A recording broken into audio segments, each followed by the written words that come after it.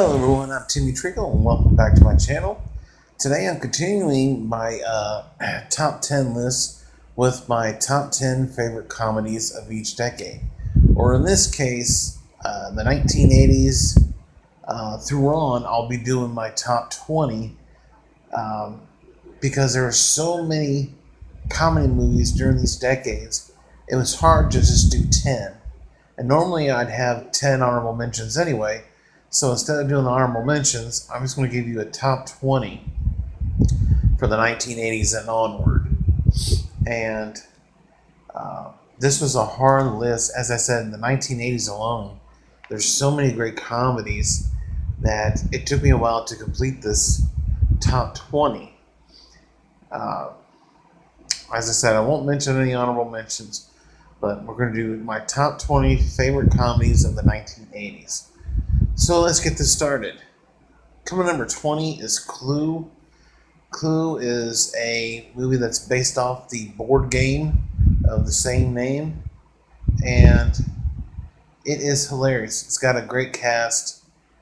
Um, this movie originally, when it went to theaters, it had 3 different endings. So whenever you went to go see the movie, you wouldn't spoil it for anyone else. Each theater got a different version of the film for that purpose. Of course, when you bought the movie on VHS or later on DVD or Blu-ray, you got all 3 endings, which I love. I just love this movie. Tim Curry, Christopher Lloyd, Leslie Ann Warren, um, uh, what is his name? Martin Mull, and you have Madeline Kahn. Just a great cast of who done it and where and with what. One of my favorites, and I still watch it at least once a year, if not twice. It's a great, funny movie. Number 19 is Ghostbusters. Yes, Ghostbusters. Who's gonna call? I love this movie. I've talked to death about this movie before, not on my channel, but on Facebook and with friends and family. But this movie is fantastic. You have Bill Murray, Dan Aykroyd, Harold Ramis, Ernie Hudson, Rick Moranis, Sigourney Weaver, Annie Potts. Just a great cast, funny movie. Uh, Dan Aykroyd loves the paranormal and ghost stories. He's all into that stuff, and he wanted to do this movie, and I'm so glad they did that. The special effects were amazing for this time, and they still hold up today. And I love the story. I love the characters. And nobody steps on a church in my town. And yeah, the third act of the movie, fantastic showdown uh, with Stay Puft Marshmallow Man. Then of course the lady, which is a funny scene. But yeah, this is a great movie.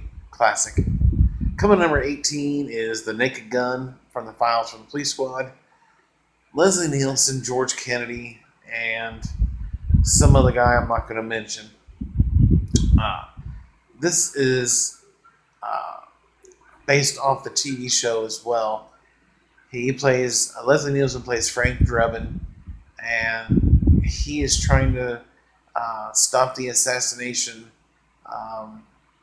of the Queen as she's there to watch a baseball game. And my favorite scene is when Frank Drebin and Jane are having that montage when they're running on the beach, and Hermit's song comes on, Something Good. That's my favorite scene. But the movie's great. The trilogy's great. But this is the one that got it started, and definitely worth a top spot in my opinion. Number 17 is an action comedy, but nonetheless, it's really funny. It's 48 Hours. You have Eddie Murphy, Nick Nolte. Nick Nolte's trying to solve these ration murders from old gang members of Gans's gang, and he enlists the help of an incarcerated prisoner, Eddie Murphy, to help him solve and capture Gans because he escaped police custody on a chain gang.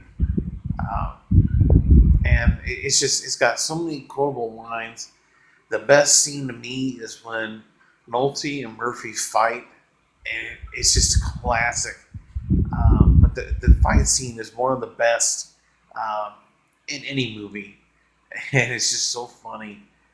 Um, but I love the story. I love the action, and of course, the comedy. It's all there. It's a great movie. Check it out. Coming number 16 is Mr. Mom. Yes, Michael Keaton in his earlier days. This is an instant classic. Basically, the story is about he is the worker, his wife is stay-at-home mom, and they reverse the roles. He gets laid off, she goes back to work, um, and he tries to learn the ropes of being Mr. Mom. And a lot of crazy, funny things happen. Christopher Lloyd is in this movie. Terry Garr plays his wife, and it's just fantastic. It's a lot of fun. Uh, he lets himself go. Eventually, grows a beard, gets a little gut on him, and everything. And yeah, it's the best part is when he goes shopping for the first time. Yeah, classic scene. Definitely check this movie out. This is one movie I'm surprised that hasn't been remade. Although I really hope they don't. If they do, they better write something spectacular. That's all I gotta say. Coming to number 15 is a movie that probably not a lot of people don't know about or heard of, but it's one of my favorite. It's one of my dad's favorites. Actually, it's probably definitely in his top five, along with my older brothers and I would say my sister as well. And that is Harlem Nights. Harlem Nights takes place in the 1920s, 1930s. Um, you have Richard Pryor, who basically adopts a little boy when he's 7 years old. He turns out to be Eddie Murphy. And they start a business together. Basically, it's a nightclub where you got drinking, dancing, gambling. You can even have an escort, I should say. And they're being targeted and bullied by a white mobster who basically owns almost every other nightclub in Harlem and is threatened by these guys. So at first he tries to negotiate, and then that doesn't work. So he tries to just start shooting up people and everything. And it's one crazy movie, but it is funny. Arsenio Hall has a small part in it. It is one of the great collaborations with Eddie Murphy and Richard Pryor. And like I said, not a lot of people know about this movie, but it's hilarious. It's one I highly recommend that you check out. I believe it is from 1989. And the third act of this movie is freaking awesome. You got to take short, quick breaths. That's one of my favorite lines. I know it's one of my dad's favorite lines too. But yeah, number 15, Harlem Nights. Number 14 is Three Amigos. Yes, I love this movie. Again, in my opinion, this is an underrated movie. You have three of the greatest comedians during this time in this movie. Martin Short, Steve Martin, Chevy Chase. And they're three actors who do a lot of silent movies who are asked to basically run this guy, El Guapo, out of this small village. And these people, not knowing that they're actually just actors and not real desperados or cowboys, they hire them and bring them there to run him off. And then a lot of funny, hilarious things ensue. And you have classic lines. My favorite scene, and my dad knows this, he was here when we were watching it one day. It is the scene in the desert at night, and they start singing the song, and they are all singing. I don't believe Chevy is playing the guitar per se, but they are all singing, and it's one of the great songs in a movie with a trio, and then the animals get involved. It's a classic scene, and it's just one of my favorite movies. I grew up watching it, and the Singing Bush, the Invisible Swordsman. Uh, it's, it's just got a lot of great characters. El Guapo is one of my favorite villains. And yeah, it's a great movie. Check it out. Uh, Coming to number 13 is Fletch. Yes, another Chevy Chase movie. In this movie, he is a news reporter reporting on the drug dealings on the beach, and he uses different disguises and everything to figure out what is going on. He thinks there's police corruption and a lot of other bad people involved, and he's trying to break this story. And then there's another side story to this movie, which I'm not going to get into. But besides Chevy Chase, it has Tim Matheson in it, and it's a great movie. It's funny. It's Chevy Chase at his best, in my opinion. Chevy Chase ruled the 80s along with a lot of other people you'll see on this list. But Fletch, definitely check it out. They even had a sequel that came out, which is not quite as good as the original, but still worth watching. But definitely check out the original. It's hilarious. Coming to number 12 is Beverly Hills Cop. Yes.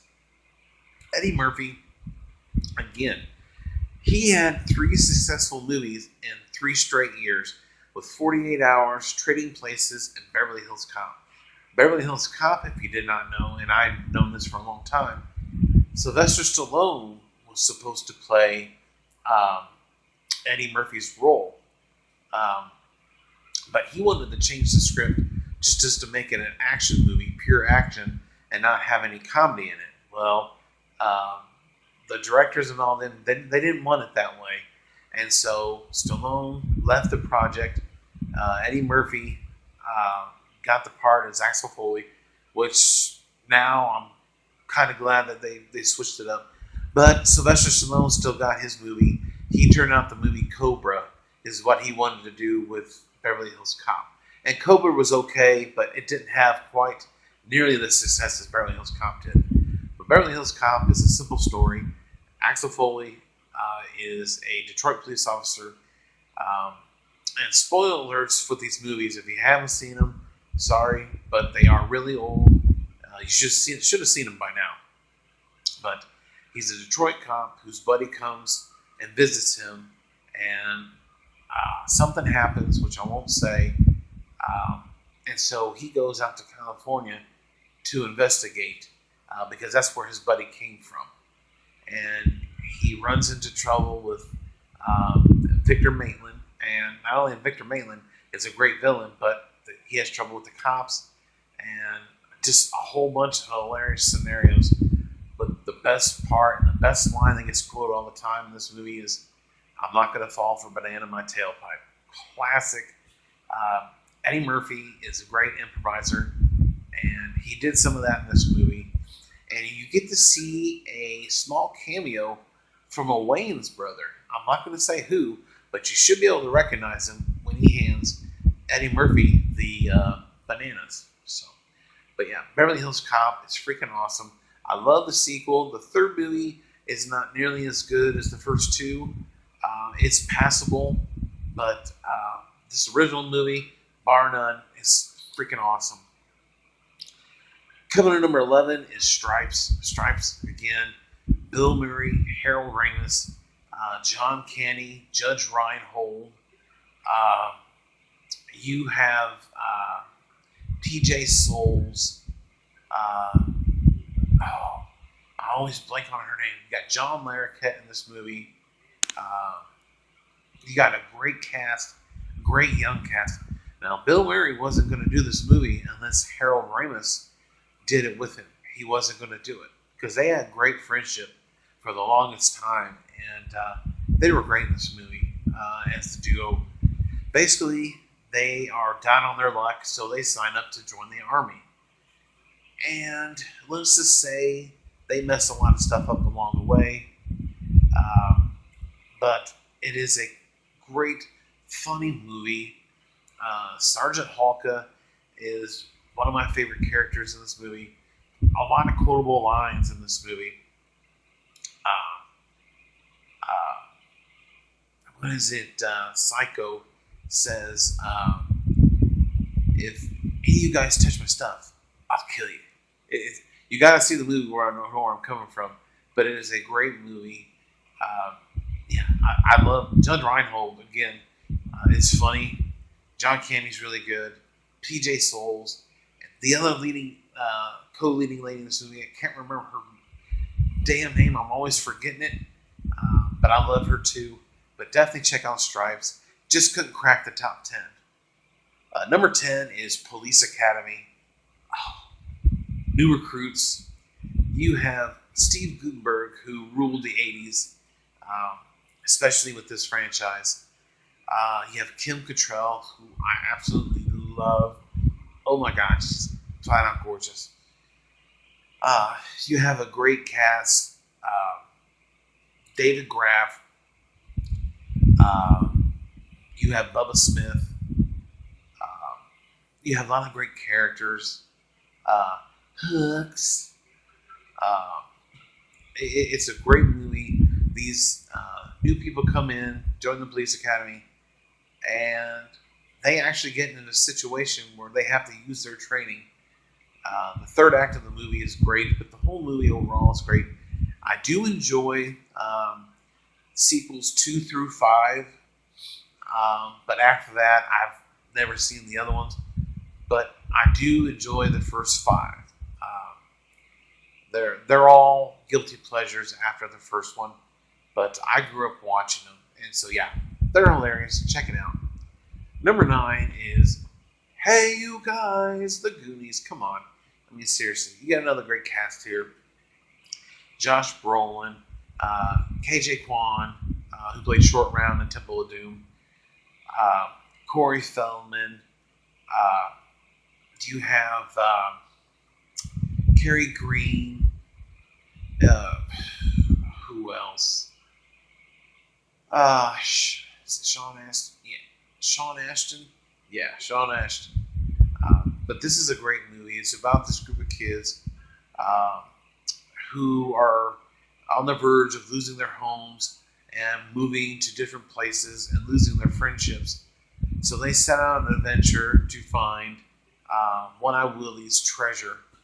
And this movie, over time, has developed a huge, not only fan base, but cult following. I remember when this movie only had 2 stars for its rating for the longest time. But now it's got 3. It definitely deserves more. But Richard Donner did a great job. Cyndi Lauper on the soundtrack. It's great. And yeah, I love this movie. I watch it all the time. Check it out. Number 8 is Caddyshack.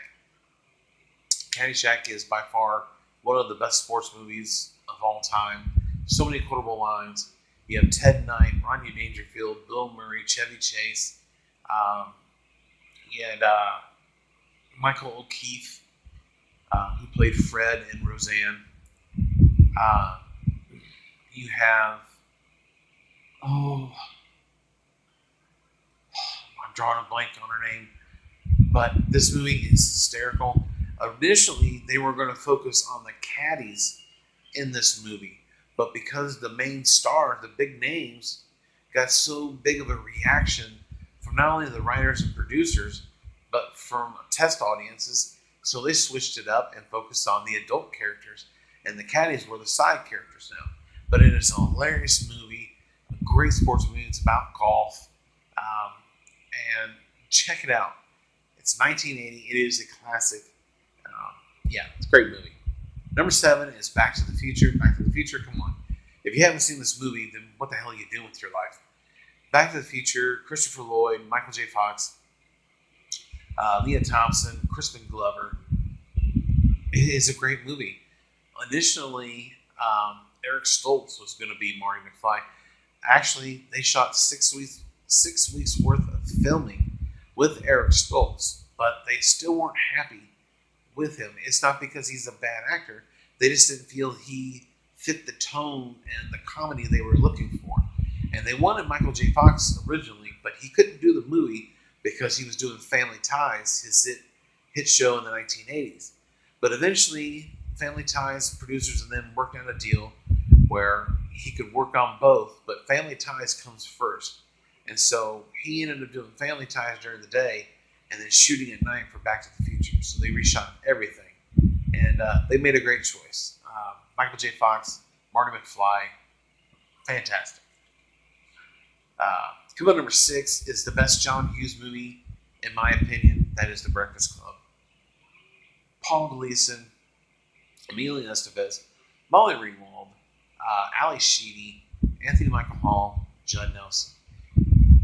This movie takes place at a fictional high school, Sherman, Illinois, and it's a Saturday detention for all these 5 leading characters, and the 6th one being Paul Gleason.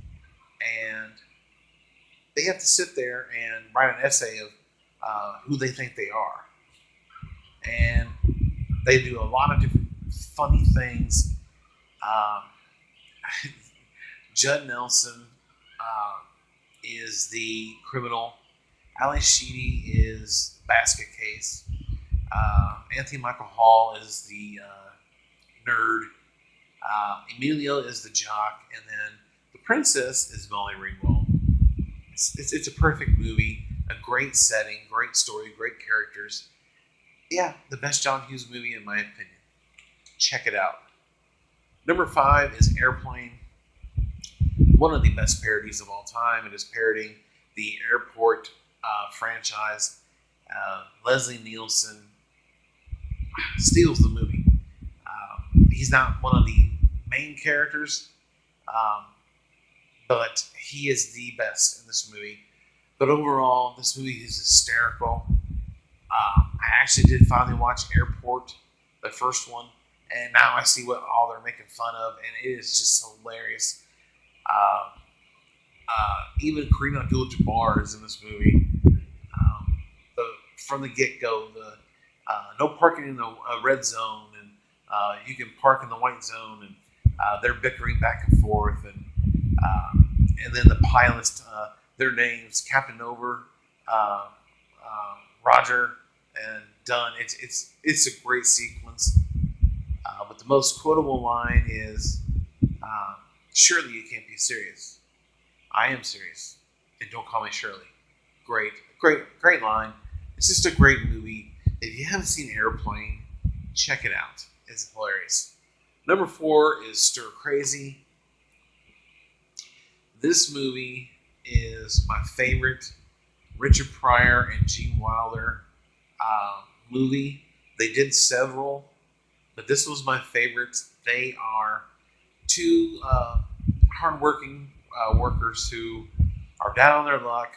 They lose their jobs, so they take off and search for better jobs, better work, and they are accused and sent to prison for a crime they didn't commit. And while in there, Gene Wilder learns how to ride a mechanical bull, and he's going to win all this money for the prison. It's a great movie, great characters, and I highly recommend that you watch this movie. It's one of the best of all time, in my opinion. And number 4 for me. Number 3 is the Blues Brothers. John Belushi, Dan Aykroyd. John Landis directed this movie. Belushi is getting out of prison. They want to put the band back together. So they go around searching for all the guys. They're in different places, different jobs.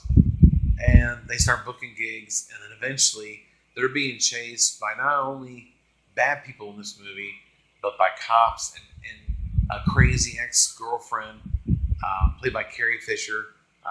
John Candy's in this movie.